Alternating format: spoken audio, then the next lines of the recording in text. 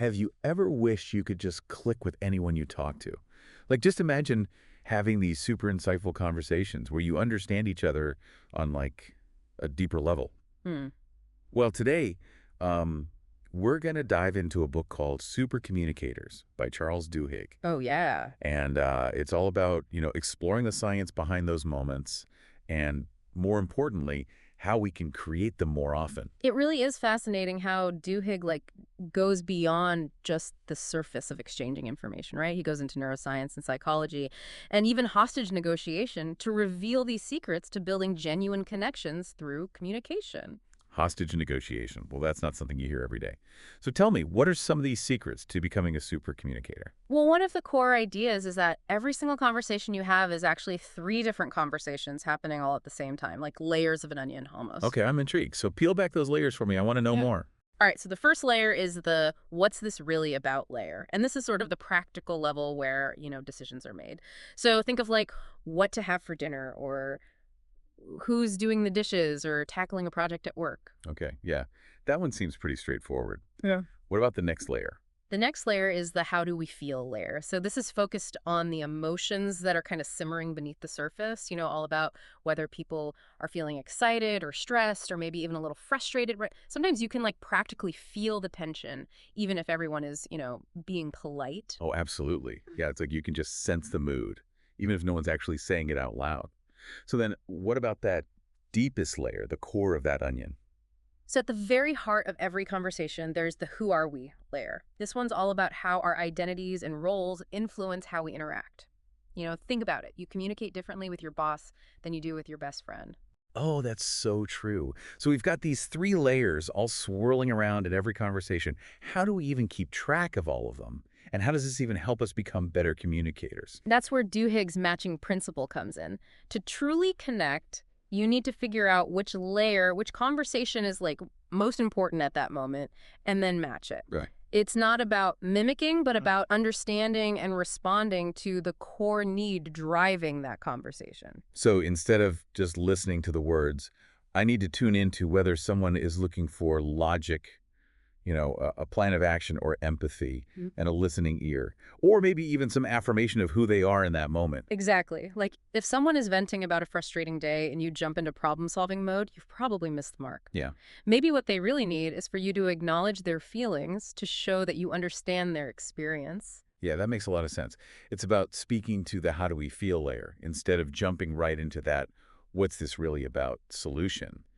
And I think for our listeners, they can start thinking about this in their own conversations.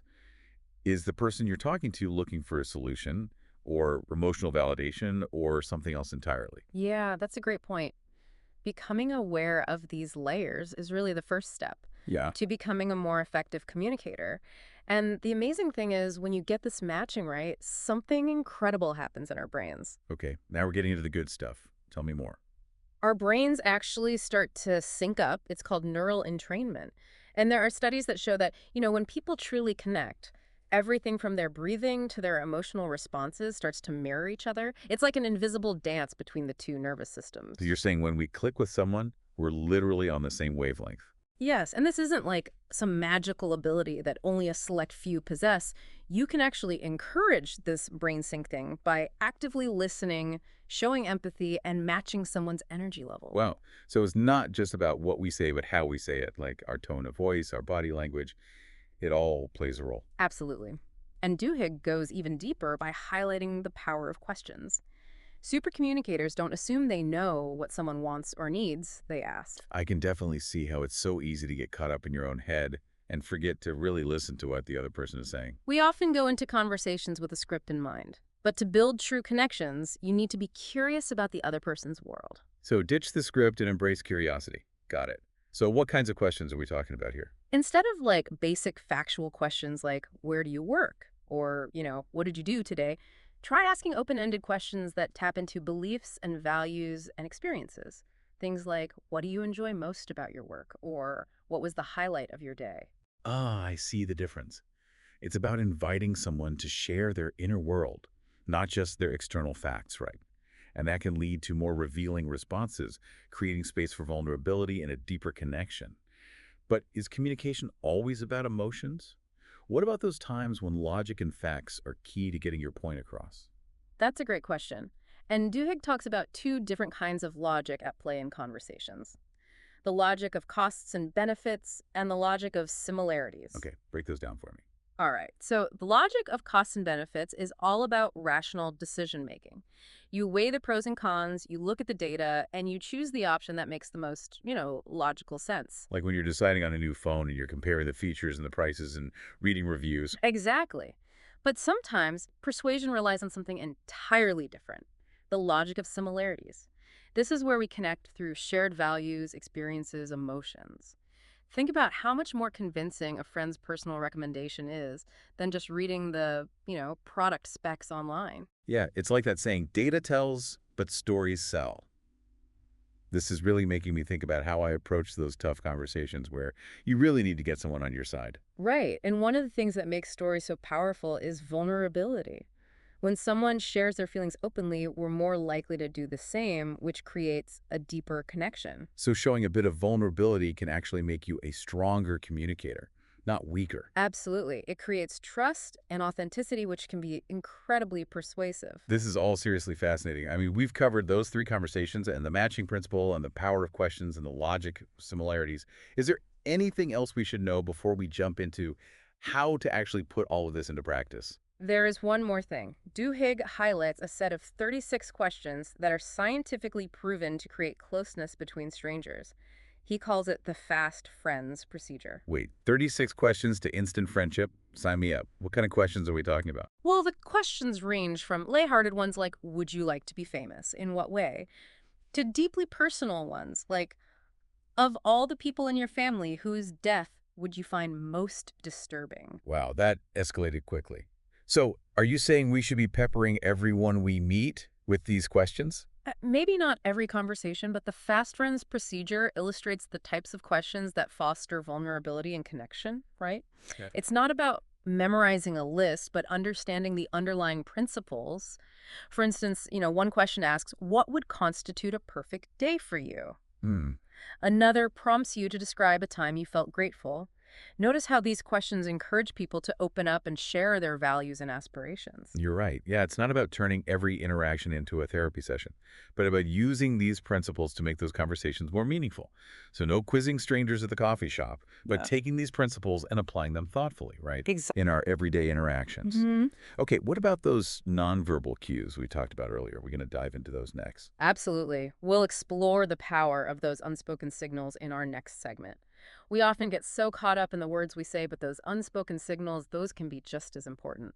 You know, you're so right, and I've definitely been in those conversations where even if everyone's being polite, I can just feel the energy shift. Right. It's like you can tell if someone's not really engaged, even if they're saying all the right things. Exactly. And Duhigg calls these non-linguistic emotional cues, and they often reveal more about what someone's truly feeling than their words alone. So is this like body language 101? What are some of the signals that we should be paying attention to? Well, pay attention to things like tone of voice, facial expressions, how intensely someone laughs, even like how someone breathes can offer clues. Are they speaking quickly and excitedly or slowly and hesitantly? Are they making direct eye contact or are they looking away? And as you become more aware of these cues in others, you'll also start to notice them in yourself. It's like becoming a communication detective. It's true. I mean, looking for those subtle hints that add all these layers of meaning. This is making me realize how much I've probably missed. And it's not just about observing these cues, it's about matching them too. Okay. Duhigg suggests that mirroring someone's mood and energy level can help create a sense of understanding, like rapport. So if someone is super enthusiastic and energetic, I shouldn't respond in a flat monotone. Precisely. It's about meeting people where they are emotionally. Of course, you don't want to completely change your personality or become like a chameleon or anything like that, but it's more about finding that sweet spot between being authentically yourself and showing that you're tuned into the other person's emotional state. That makes a lot of sense. I imagine this is especially helpful when you're navigating difficult conversations like disagreements or conflicts, where those emotions can run high.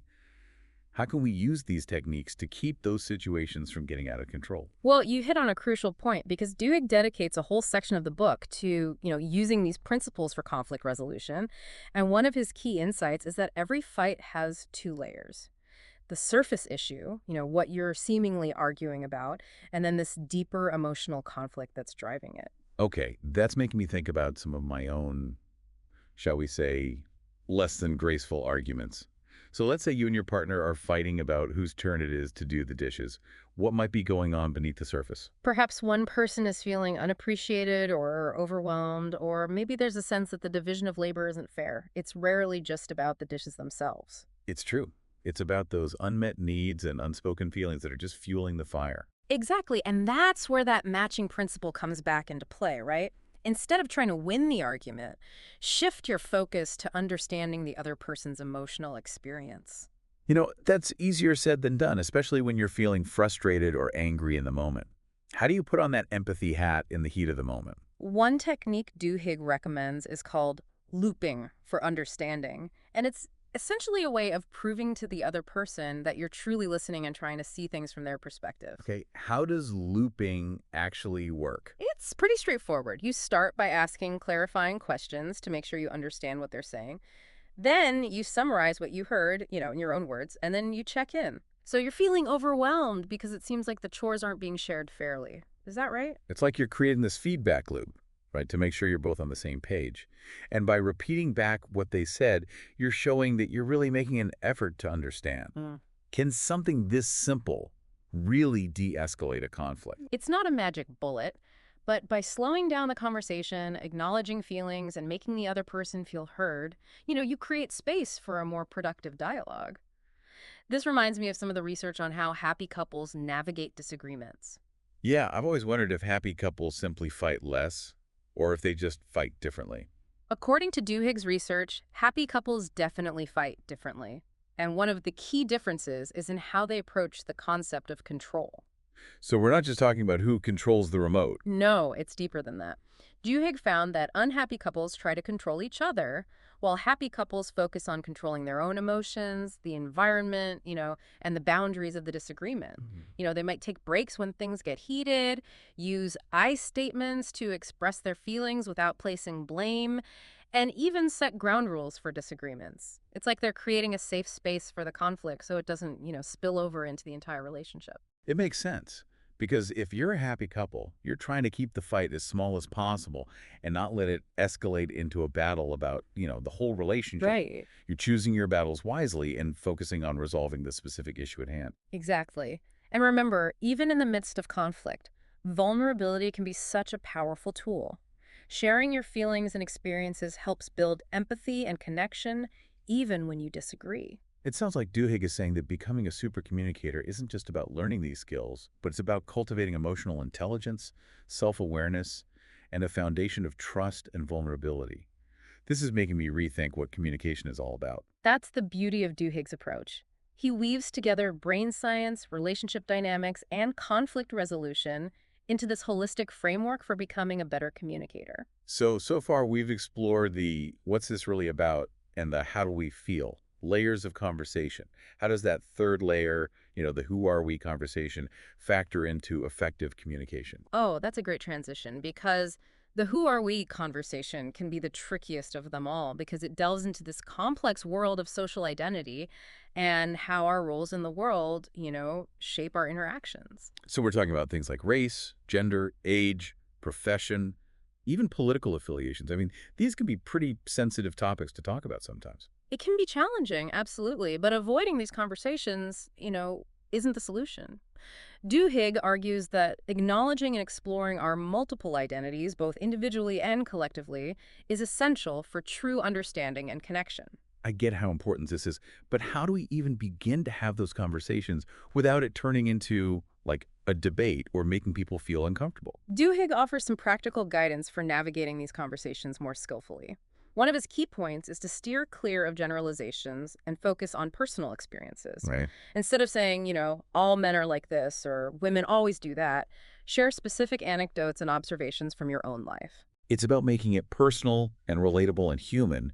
So by sharing our own stories, we're inviting others to do the same. which can help to break down stereotypes and create that common ground, Right. even when people come from different backgrounds. This reminds me of those times when I've felt like an outsider in a conversation, like my voice wasn't really valued.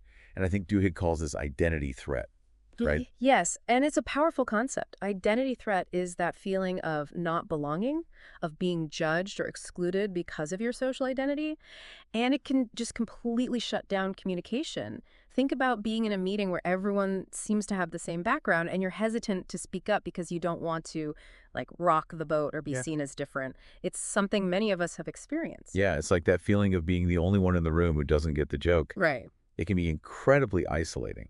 So how do we combat this identity threat? How do we Right. create spaces where everyone feels safe to share their perspective, even when those perspectives might challenge the status quo? Duhigg suggests a few strategies. One is to set clear ground rules for the conversation. Okay. This might involve things like agreeing to listen respectfully, avoiding personal attacks, and being open to diverse viewpoints. It's like creating a sense of psychological safety so people feel comfortable sharing their true thoughts and feelings. Yeah, it's about acknowledging that discomfort is natural, especially when you're discussing sensitive topics. And sometimes just naming that elephant in the room can help ease the tension. Right. Like, hey, this might be awkward, but it's important that we talk about this. Right. It gives people permission to feel their feelings, even if those feelings are messy, without that fear of judgment. Exactly. And another important tip is to ask questions that draw out individual experiences rather than generalizations. So instead of asking, "What do you think about this controversial issue?" you might ask, "Can you share a time when you felt this specific emotion because of this issue?" I love that shift. You're inviting people to share their stories and lived experiences, which can create empathy and understanding. And it seems like this applies to how we communicate as well. Instead of making sweeping statements about, women or minorities or conservatives, we can share our own unique stories and perspectives. You're right. It's about being personal, relatable, and human, both in how we listen and how we speak. And by being vulnerable, authentic, and willing to engage with complexity, we can create this ripple effect that makes these conversations more meaningful and productive. It's not about pretending that our differences don't exist, but finding ways to connect across those differences. Duhigg's offering like a whole new mindset for approaching communication, and it's based on empathy, curiosity, and a genuine desire to connect. It's inspiring, but with all this information, some of our listeners might be feeling overwhelmed, wondering where to even begin. That's a perfectly natural response. There's a lot to unpack here, but the beauty of Duhigg's approach is that it's not about mastering every technique overnight. It's a journey, not a destination. So, baby steps are encouraged. What's one thing people can do today to start becoming better communicators? It feels like we've covered so much ground. We've talked about the three conversations that are happening in every interaction and the power of that matching principle, and how to ask deeper questions and decode nonverbal cues, and how to navigate conflict gracefully, and even that fast friends procedure. But I bet our listeners are feeling a bit like me right now, like inspired, but maybe a little overwhelmed, wondering where to even begin. That's natural. It can feel a bit like, drinking from a fire hose when you first encounter all these ideas. But remember, Duhigg's approach isn't about instantly becoming a master communicator. It's about, shifting your mindset, becoming more aware of those nuances of communication, and just, trying new things. So, baby steps. Baby steps are the way to go. What's one simple thing people can do today to start becoming better super communicators? I think one of the most powerful things you can do is just start paying closer attention. Really listen to what people are saying, not just to the words, but to the emotions behind them. Notice those nonverbal cues, their tone of voice, their body language, even the pauses and the silences. It's like you become a communication detective. Exactly. And as you become more attuned to those subtle signals, you can start experimenting with some of the techniques we've discussed, right? Yeah. Try asking a deeper question in your next conversation. See if you can identify which of the three conversations is dominant at any given moment. Pay attention to how your own body language and your tone of voice are shaping the interaction. So it's about building awareness first and then gradually adding these tools to your communication toolbox. It's not about being perfect, but just being intentional and, wanting to connect more deeply with the people around you. You got it. And remember, there's no finish line to this. Becoming a better communicator, it's all about that continuous growth, that learning. Well, that takes the pressure off. So it's not about memorizing a bunch of rules, but just about those small, consistent efforts to connect more authentically, with others. Think about how your life could change if you felt truly heard and understood in your relationships. Imagine navigating those disagreements with more grace and understanding, or building deeper, more meaningful connections with your colleagues or friends, or even just strangers that you encounter throughout your day. Those are powerful questions to think about. It's making me realize that communication isn't just about getting our point across, but creating a richer experience of life. And that's what it means to be a super communicator. It's not about manipulation or control, but, unlocking the potential for a deeper connection, understanding and empathy, and realizing that even those smallest interactions can have this ripple effect. It's inspiring to think that we all have the power to create those ripples. So to all of our listeners out there, I say go forth and super communicate. Ask those deep questions. Listen with your whole heart. Pay attention to those unspoken signals. And just embrace the beautiful, messy complexity of human connection. And remember, the journey starts with a single step, that conscious choice to engage more fully in the art of communication. We'll be here cheering you on every step of the way. Until next time, keep diving deep.